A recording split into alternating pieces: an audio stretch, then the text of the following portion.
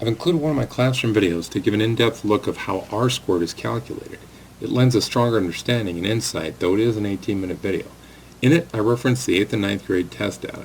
In this short video, let's just stick to the basics of what R-squared, the coefficient of determination, tells us. It's extremely important in research. Look at the pain medication data with a negative association. The correlation coefficient was negative 0.905. Both it and the visual inspection of the data suggest a strong negative linear association. Squaring R gives the coefficient of determination. In this case, R squared is 0.819.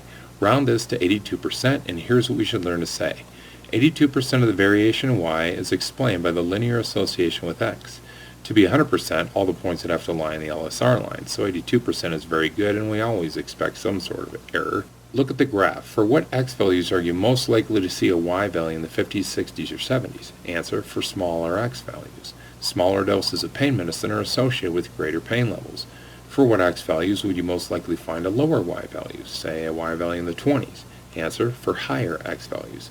So Y values vary from 20s to 70s but hold very close to the linear prediction model. Thus, where we are in the Y direction is explained well by where we are in the X direction. Small x values predict large y values, and large x values predict small y values. So 82% of the variation in pain is explained by the linear relationship to the dose of the medicine given.